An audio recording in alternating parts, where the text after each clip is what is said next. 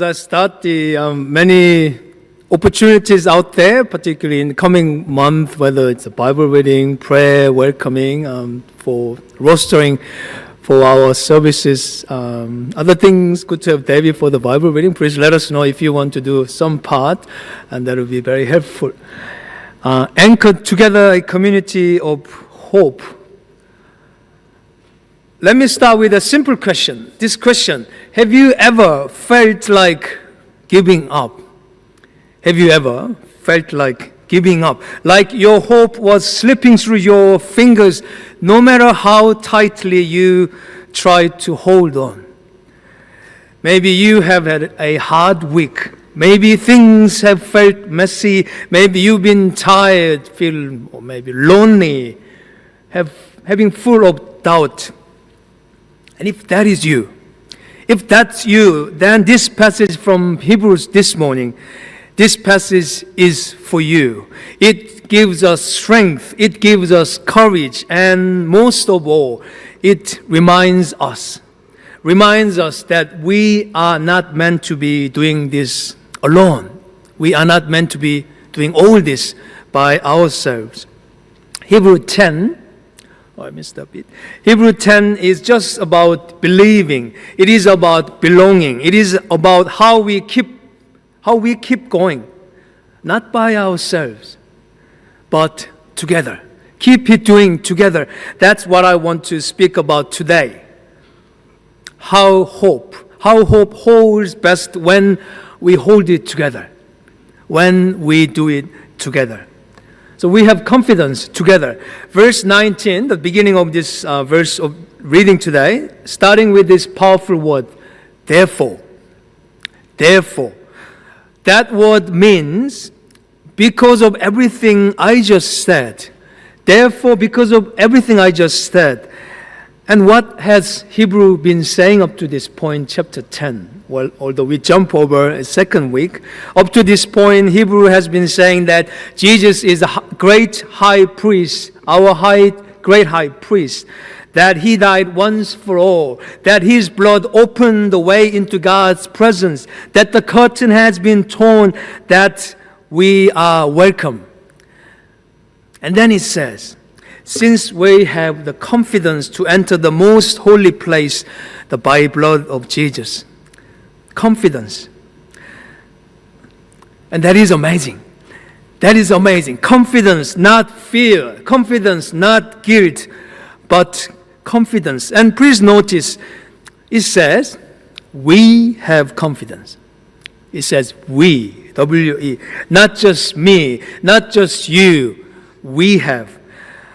And this is not a private moment. It is a shared invitation. We come to God together. This is not my journey or your journey. It is our journey of faith. Journey together.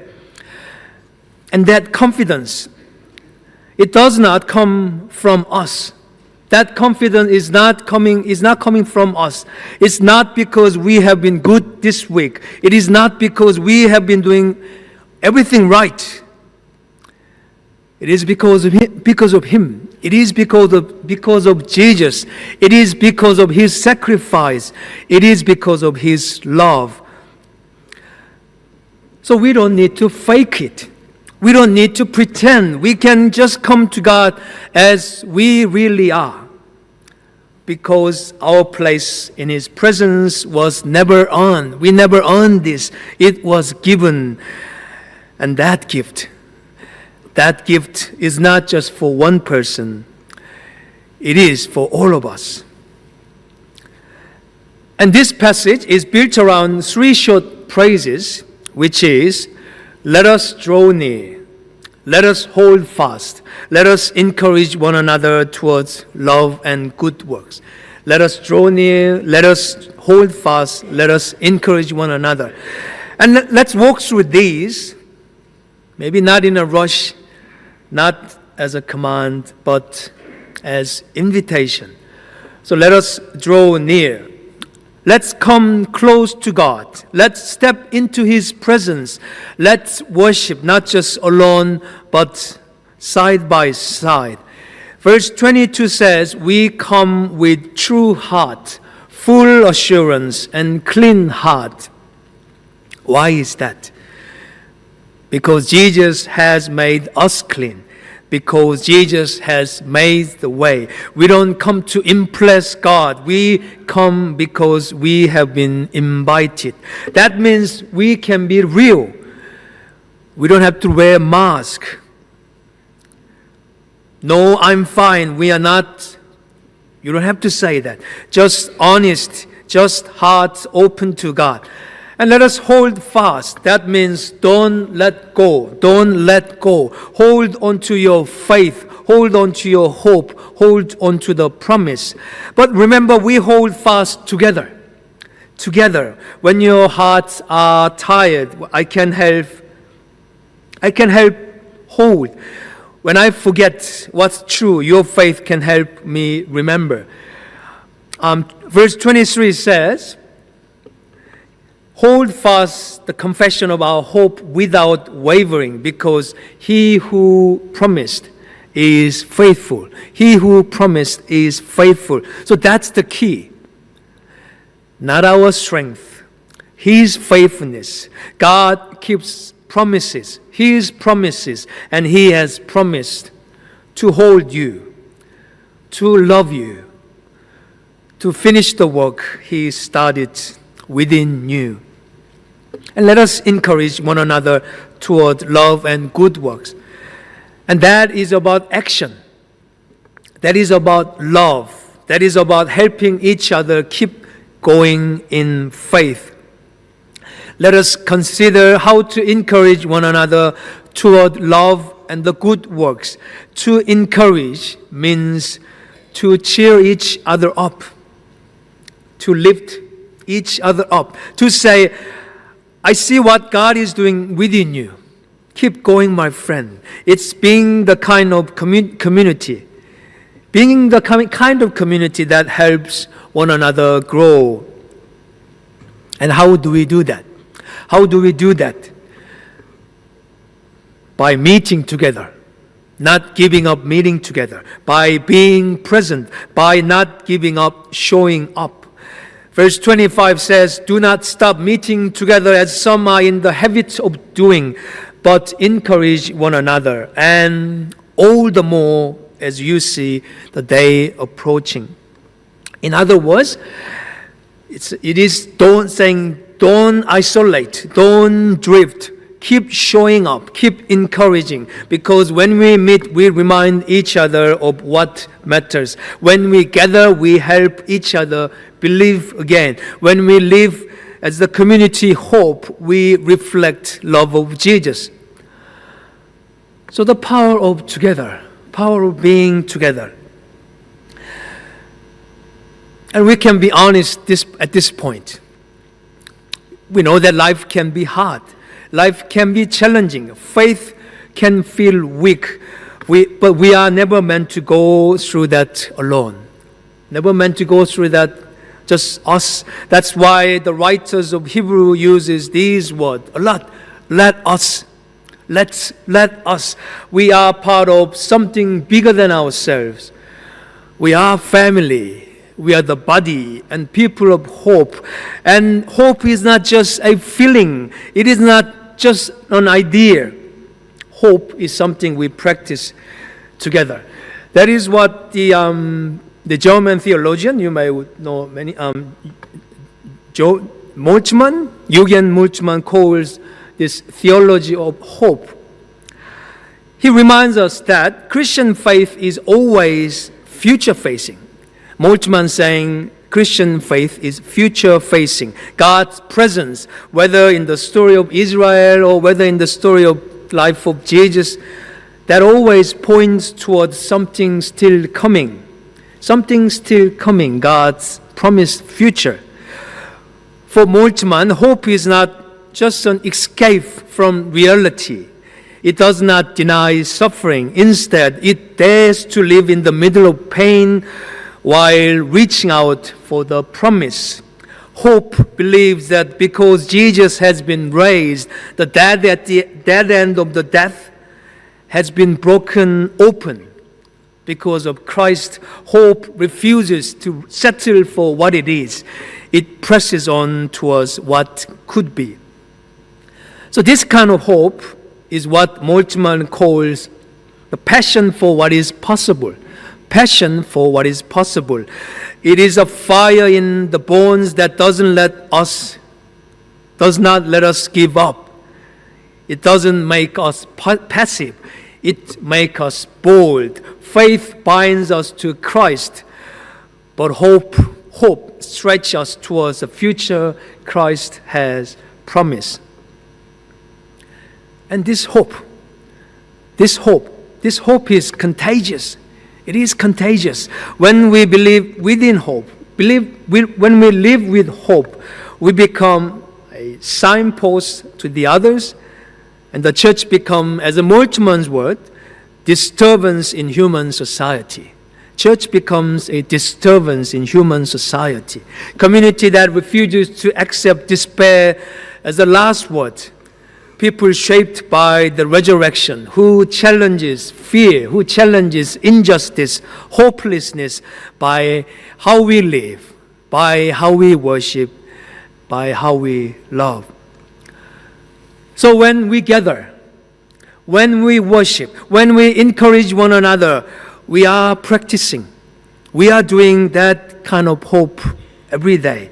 We are declaring with our lives that the world may feel dark, but God is still good. Our God is still good. Life may be hard, but Jesus is still with us. The end is not fear, but resurrection. We don't wait passively, we live out the hope that is coming. There is a theologian called Christian Paul, and who lived Christian community like Lache. You would know Henry Lowen, who was founder there. She's been part of that. She has a lot to say about what sustains Christian community. She has a lot about how we being good community. And in her book called Living into Community, she writes, real community, it is on perfection.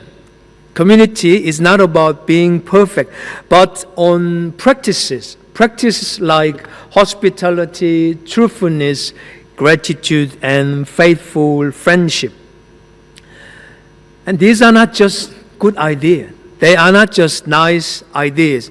They are holy habits, she called holy habits. Habits that hold us together when life gets messy. She says the heart of Christian hospitality is making space for other people. Space for especially for the weak, the stranger, and the outsider. And not just in our buildings, but in our lives, in our homes, and our hearts. She's insights are shaped by her real life experience, like those community. And she has worked in refugee resettlement. She taught in seminaries and spent years building relationship with people on the margin. And her theology is not just theoretical, but it is relational, practical. Then she reminds us that hospitality is not about looking impressive. It is not about performance. It is an act of faith. When Jesus came into the world, He came to welcome us. And he also needed to be welcomed himself. In hospitality, we meet Christ, both as a host, as a guest, both as a host and guest. And community is not easy. People fail. Churches disappoint. But she insists that solution is not to walk away, but to keep practicing these habits, keep practicing these holy habits, to tell the truth with love, to speak gratitude even when things are hard, to keep welcoming even when we feel tired. And these practices shape who we are. They make visible the grace of God in our life together. together. And in a world where people long for safety and connection, this kind of community shines. Like Moltmann, Christine reminds us that Christian community does not just look back. It leans forward. It is always moving towards future God promises. And the best way we move forward is not alone, not just ourselves, but once again, side by side, together. So please think about the ship in a storm, like Phil talked about. The waves are wild, the wind is strong, but the anchor holds it steady. And that's what Christ is for us. Our anchor, strong, sure, secure. And the church, the people of God, we are like the rope that holds us to that anchor. We are like a rope. We are tied together, strengthened together, held together. And when our faith is shaky, someone else's faith can steady you. When your heart is tired, someone else's worship can lift you. When your hope is fading, someone else's story can bring you back to life. And that is the gift of Christian community. And that is power of let us. Power of let us. Sometimes we think church is for the perfect, but we know it is not. It is for us, for the tired. It is for the broken. It is for the lost. It is for the found. Because of Jesus, we can draw together. Because of Jesus, we can hold fast. Because of Him, we can encourage one another toward love and good works. Not because we have it all together, but because He is faithful. Because He is faithful. So let's not give up. Let's not grow cold. Let's not get it alone. Let us draw near. Let us hold fast. Let us encourage one another. Because this is not just a group. We are not just a group. We are the community hope. It is a community hope. And we are anchored together in the love of Christ. And we say, thanks be to God. Amen.